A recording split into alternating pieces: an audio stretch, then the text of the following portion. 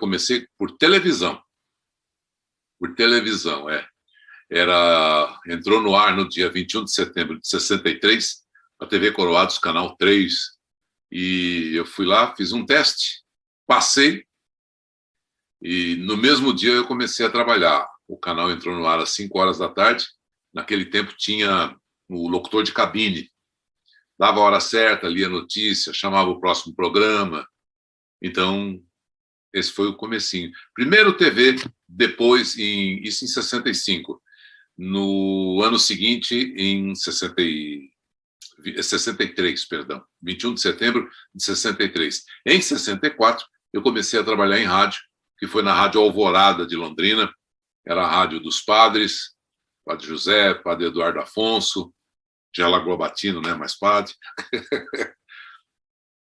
E estou aqui. Até hoje, continuo falando sem parar.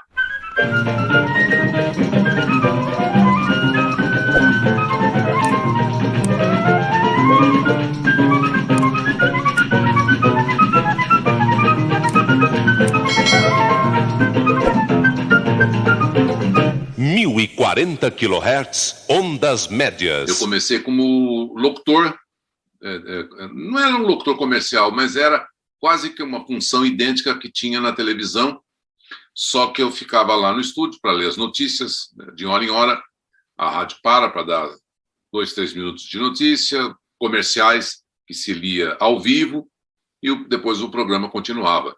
E nessa época, às 10 da noite, tinha o programa Sempre a Carnaval, com o magrinho elétrico Joel de Almeida. Quem sabe, sabe, conhece bem como é gostoso.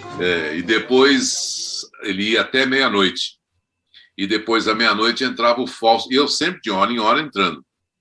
À meia-noite entrava o Fausto Canova, com o São Paulo 0 Hora, um belíssimo programa do inteligente e querido Fausto Canova, que já não está mais entre nós. E depois eu continuava até às 6 da manhã. Foi quando a partir desse treinamento que eu fiz, me deram um programa de rádio, eu passei a trabalhar de dia. Da Rádio Tupi, o Joel foi um, o Omar Cardoso foi outro. O Omar foi colega de rádio da minha mãe em Marília. E na Rádio Tupi, de manhã também, eu passei a apresentar o Matutino Tupi, que era um jornal famosíssimo, às 6 horas da manhã. E depois o Corifeu de Azevedo Marques, que era o diretor, me jogou para a noite, também para fazer o grande jornal Falado Tupi, que era às 10 horas da noite. E eu fui um dos locutores, porque vários locutores passaram tanto pelo grande jornal Falado Tupi, como pelo Matutino Tupi. Então eu lembro dos colegas do Paulo Araújo, do Oliveira Rangel, do Ciro César Silvério, nossa, tem muita gente, Antônio Pimentel, teve muita gente que trabalhou lá, muita gente boa. ZYK 691. América, Rádio América. São Paulo, 1410 kHz. Onda média. Rádio América. Foi uma fase muito gostosa da Rádio América. Aliás, foram 2 fases, né? Teve uma fase que foi com Caetano Zama, que era o diretor, e tinha do meio-dia às 6 da tarde, tinham 3 programas. O meu, se não me engano, era das 4 às 6 ou das 2 às 4. Eu não lembro mais. Eu sei que era o Newton Miranda, que era discotecário da Rádio Bandeirantes, e apresentava um programa. O Zé Paulo de Andrade tinha um programa, e das 4 às 6 era eu. Então, nós 3 comandávamos a tarde da Rádio América. Está no ar. A difusora. Difusora é o som, a alegria da cidade. Foi excelente. Eu tive 2 fases na difusora, né? A primeira fase foi com o Jorge Caion Gadia, que era o diretor e diretor artístico da rádio, e foi uma época muito boa da Rádio Difusora. Para valer depois, foi na outra fase, quando eu voltei, com o Luiz Fernando Malhoca, que aí tinha o Cacá, o Viviane e eu. Nós 3 comandávamos à tarde da radiodifusora. Meu Deus do céu. A gente fazia shows na boate Toco, se não me engano, que era lá na Zona Leste. A gente colocava 20 mil pessoas dentro de um salão de festa, todo mundo, e a gente dava uma de DJ, e tocando música, e dançando, e falando. Todo mundo moleque, né? Era todo mundo novo. Ao som da máquina. Sucesso excelso. Teve uma vez que o Popeye ainda trabalhava, que era o Antônio Celso. Mas a época que eu gostei muito foi quando o Henrique Lobo, o querido, estimado e competente Henrique Lobo.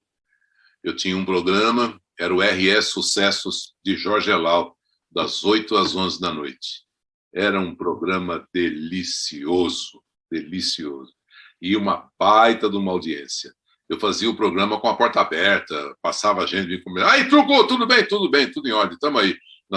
Na Rádio Excelsior, são 8 horas e 20 minutos da noite. Era muito gostoso nessa época. Você está ouvindo a Rádio Bandeirantes de São Paulo. ZYK 687. Bandeirantes, a rádio que briga por você. Tinha o máximo, né?